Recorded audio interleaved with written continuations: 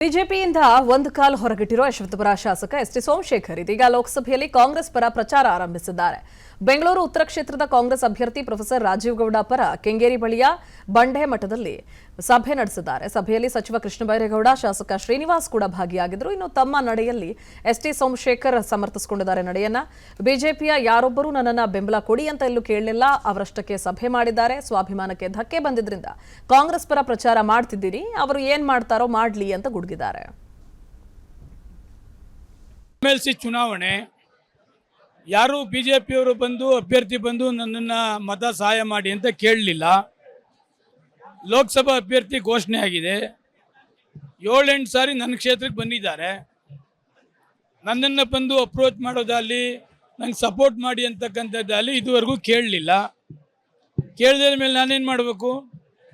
ಕ್ಷೇತ್ರದ ಎಲ್ಲರ ಸಭೆ ಕರೆದು ಮಾತಾಡಿದ್ದೇನೆ. ಅವ್ರು ಯಾರು ಕೂಡ ನನ್ನ ಅಪ್ರೋಚ್ ಮಾಡಲಿಲ್ಲ. ಸ್ವಾಭಿಮಾನ ಧಕ್ಕೆ ಆಗ್ತದೆ. ಕಾನ್ಸ್ಟಿಟ್ಯೂನ್ಸಿಗೆ ಯಾರು ಸಹಾಯ ಮಾಡ್ತಾರೆ ಅವ್ರು ನೀವು ಸಂಪೂರ್ಣ ಸಹಕಾರ ಕೊಡಿ ಅಂತ ಕೇಳಿದ್ದೀನಿ. ಅವ್ರ ಕೈಯಲ್ಲಿ ಏನು ಮಾಡೋಕ್ಕಾಗ್ತದೆ ಮಾಡಲಿ. ಯಾಕೆ ಸೇರ್ಲಿ ಮೇಡಮ್? ಸೇರೋ ನೆಸೆಸಿಟಿ ಇಲ್ಲ. ಅವ್ರು ಕೇಳಲಿಲ್ಲ, ನಾನೇನು ಮಾಡಬೇಕು? ಬಿಜೆಪಿ ಅವರಿಗೆ ನನ್ನ ಅವಶ್ಯಕತೆ ಇಲ್ಲ. ಬಿಜೆಪಿ ಕ್ಯಾಂಡಿಡೇಟು ನನ್ನ ಅಪ್ರೋಚ್ ಮಾಡೋದಿಲ್ಲ ಅಂತಂದ್ರೆ ನಾನೇನು ಮಾಡಬೇಕು? ಅದು ಕ್ಷೇತ್ರದ ಮತದಾರರ ಸಭೆ ಮಾಡಿದ್ದೇನೆ. ಅವ್ರಿಗೆ ತೀರ್ಮಾನ ಮಾಡೋಕ್ಕೆ.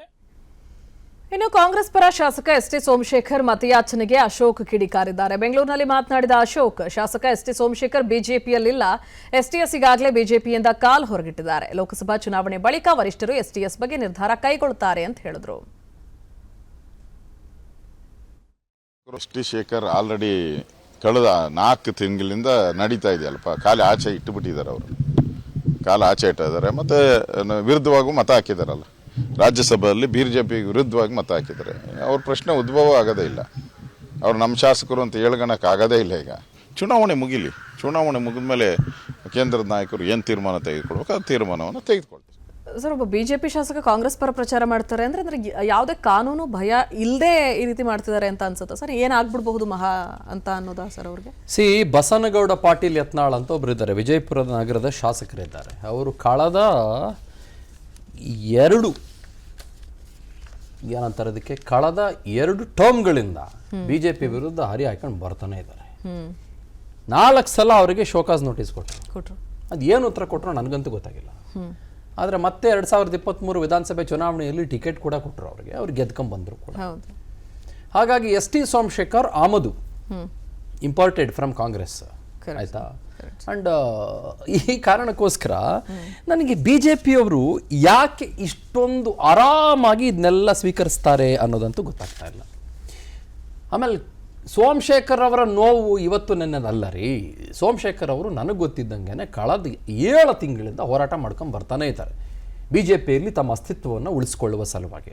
ಅವ್ರ ವಿರುದ್ಧ ಒಂದು ಆಡಿಯೋ ಬಿಟ್ಟರು, ಬರೀ ಬಿಜೆಪಿ ಕಾರ್ಯಕರ್ತರೇ ಬಿಟ್ಟರು. ಯಶವಂತಪುರದ ಒಂದಿಷ್ಟು ಜನ ಕಾರ್ಯಕರ್ತರು ನನಗೆ ಸಪೋರ್ಟ್ ಇಲ್ಲ ಅಂತಂದ್ರು, ಅನುದಾನ ಕೊಡ್ತಿಲ್ಲ ಅಂತಂದ್ರು, ಬೇರೆ ಅಂದರು. ನನ್ನ ಮಾತನ್ನ ದೊಡ್ಡ ನಾಯಕರು ಕೇಳಿಸ್ಕೊಳ್ಳಲ್ಲ ಅಂತಂದ್ರು, ನನ್ನ ಮಾತಿಗೆ ಹೈಕಮಾಂಡ್ ಮರ್ಯಾದೆ ಕೊಡಲ್ಲ ಅಂತಂದ್ರು, ನನ್ನ ಮಾತಿಗೆ ರಾಜ್ಯದ ನಾಯಕರು ಬೆಲೆ ಕೊಡಲ್ಲ ಅಂತಂದ್ರು. ಅವ್ರು ಹೇಳ್ಕೊಂಡಿದ್ದೆಲ್ಲ ಹೇಳ್ಕೊಂಡ್ರು. ಬಿಜೆಪಿಯವರು ಇದುವರೆಗೂ ತಲೆ ಕೆಡಿಸ್ಕೊಂಡವ್ರು ಈಗ ಯಾಕೆ ತಲೆ ಕೆಡಿಸ್ಕೊತಾ ಇದ್ದಾರೆ? I don't understand. ಆಮೇಲೆ ಕುಮಾರಸ್ವಾಮಿ ಅವರ ಬಗ್ಗೆ ಮಾತನಾಡಿದ್ರು. ಡಿ ಕೆ ಶಿವಕುಮಾರ್ ಅವರು ಬಂದಾಗ ಅವ್ರ ಜೊತೆಗೆ ಗ್ಯಾರಂಟಿ ಸ್ಕೀಮ್ನಲ್ಲಿ ಭಾಗವಹಿಸಿದ್ರು. ಸಿದ್ದರಾಮಯ್ಯನವರು ಬಂದಾಗ ನಿಮಗಿಂತ ಅದ್ಭುತವಾದಂಥ ಗ್ಯಾರಂಟಿ ಸ್ಕೀಮ್ ಇನ್ಯಾರಿಗೂ ಕೊಡೋಕ್ಕೆ ಸಾಧ್ಯನೇ ಇಲ್ಲ ಅಂತಂದರು.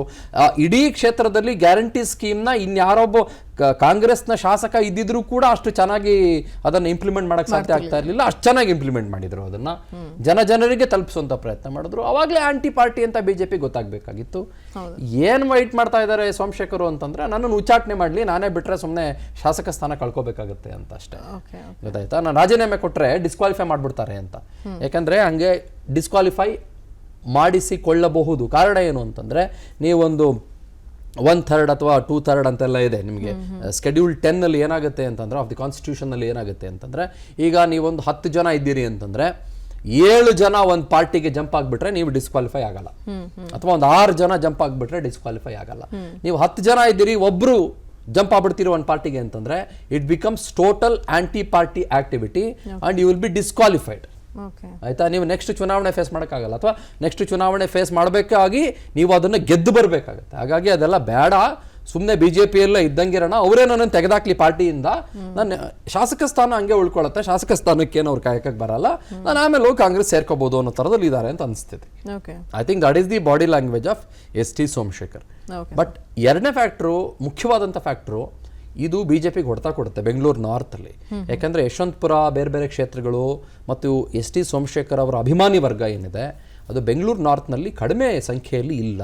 ಓಕೆ ಹಾಗಾಗಿ ಏನಾಗ್ಬೋದು, ಇವರು ಹೀಗೆ ರೊಚ್ಚಿಗೆದ್ದಿರೋದು ಅವರನ್ನು ಬಹಳ ಖಾಸಾಗಿ ಪ್ರೀತಿಸುವ ಒಂದು ಅಭಿಮಾನಿ ವರ್ಗ ಏನಿದೆ ಅದನ್ನು, ಆ ವೋಟ್ ಬ್ಯಾಂಕ್ ಏನಿದೆ, ಚಂಕ್ ಆಫ್ ವೋಟ್ಸ್ ಏನಿದೆ ಅದು ಕಾಂಗ್ರೆಸ್ಗೆ ಶಿಫ್ಟ್ ಆಗಿಬಿಡ್ಬೋದು.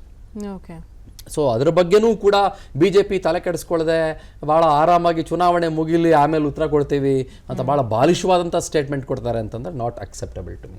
ಓಕೆ ನನಗೆ ಇದು ತುಂಬ ಅಕ್ಸೆಪ್ಟಬಲ್ ಅಂತ ಅನ್ನಿಸ್ತಾನೆ ಇಲ್ಲ. ಚುನಾವಣೆ ಮುಗಿದ ಮೇಲೆ ಏನಾಗ್ತದೆ, ಯಾಕೆ ಈಗ ಯಾಕಾಗಲ್ಲ, ಈಗ ಯಾಕಾಗಲಿಲ್ಲ, ಕಳೆದ 7 ತಿಂಗಳಿಂದ ಯಾಕಾಗಲಿಲ್ಲ, ಎಸ್ ಸರ್. ಅವ್ರ ಸಮಸ್ಯೆ ಏನೋ ಅವ್ರ ನೋವೇನೋ ಬಗೆಹರಿಸಕ್ಕೆ ಯಾಕಾಗಲಿಲ್ಲ, ಅಥವಾ ನಿಮ್ಮ ಕೈ ಮೀರಿ ಹೋಗ್ಬಿಟ್ಟಿದಾರ ಸೋಮಶೇಖರ? 7 ತಿಂಗಳಿಂದ ಸುಮ್ಮನೆ ಬಿಟ್ಬಿಟ್ರೆ ಆಟ ಇಟ್ಕೊಳ್ಳಿ ಅಂತ ಇವ್ರ ಜೊತೆಗೆ ಹೆಬ್ಬಾರು ಇದ್ದಾರೆ. ಹೌದು. ಏನು ಮಾಡಿದ್ರಿ ಕಳೆದ 7 ತಿಂಗಳಿಂದ, ಏನು ಮಾಡಿದ್ರಿ 6 ತಿಂಗಳಿಂದ, ಏನು ಮಾಡಿದ್ರಿ, ಅಥವಾ ಈಗ ನಾಳೆ ಏನು ಮಾಡ್ತಿರ್ರಿ? ಏನು ಚುನಾವಣೆ ಮುಗಿಯೋಕೆ ಇನ್ನೂ 2 ತಿಂಗಳು ಬಾಕಿ ಇದೆ ರೀ, ಮುಗಿದೆಲ್ಲ ಚುನಾವಣೆ ಮುಗಿದು ಅದನ್ನು ಫಲಿತಾಂಶ ಬರೋಕ್ಕೆ, ಅದು ಬರೋದಿನ್ನು ಜೂನ್ ತಿಂಗಳಲ್ಲಿ. ಹೌದು. ಅಲ್ಲಿ ತನಕ ಏನು ಮಾಡ್ತೀರಿ? ಅಲ್ಲಿ ತನಕ ಏನು ಕವಡೆ ಚೌಕಾಬಾರ ಆಡ್ಕೊಂಡಿರ್ತೀರ ನೀವು? ಇದನ್ನೆಲ್ಲ ಗಮನಿಸ್ಬೇಕಲ್ವೇನ್ರಿ? ಇದೆಲ್ಲ ಯೋಚನೆ ಮಾಡ್ಬೇಕಲ್ವಾ ಬಿ ಜೆ ಪಿಯವರು? Correct sir. ಬಿಟ್ಬಿಡು ಚುನಾವಣೆ ಮುಗಿಲಿ ಅಂದ್ಬಿಟ್ರೆ ಹೋಗಿರ್ತದೆ ಒಂದಿಷ್ಟು 1000 ವೋಟ್ಗಳು, ಹೋಗ್ಲಿ ಬಿಡಿ ಅಂತ ಅವ್ರಿಗೂ ಇರಬೇಕು, ನಮ್ಗೇನಾಗಬೇಕು ಅವ್ರಿಗೆ ವೋಟ್ ಬೇಡ ಅಂತಂದ್ರೆ ಎಸ್ ಸರ್. ಅವ್ರು ಇಷ್ಟ ಬಿಟ್ಟಾಕಿ. ಅನುಕ್ಷಣದ ಸುದ್ದಿಗಳಿಗಾಗಿ ವಿಸ್ತಾರ ನ್ಯೂಸ್ ಯೂಟ್ಯೂಬ್ ಚಾನೆಲ್ ಸಬ್ಸ್ಕ್ರೈಬ್ ಮಾಡಿ. ಹೊಸ ಸುದ್ದಿಗಳ ನೋಟಿಫಿಕೇಶನ್ಗಾಗಿ ಬೆಲ್ ಐಕಾನ್ ಕ್ಲಿಕ್ ಮಾಡಿ. ಲೇಟೆಸ್ಟ್ ಅಪ್ಡೇಟ್ಸ್ಗಾಗಿ www.vistaranews.com ವೆಬ್ಸೈಟ್ಗೆ ವಿಸಿಟ್ ಮಾಡಿ. ಅಂಗೈಯಲ್ಲೇ ಜಗತ್ತಿನ ಸುದ್ದಿ ತಿಳಿಯಲು ವಿಸ್ತಾರ ನ್ಯೂಸ್ ಕನ್ನಡ ಆಪ್ ಡೌನ್ಲೋಡ್ ಮಾಡಿ.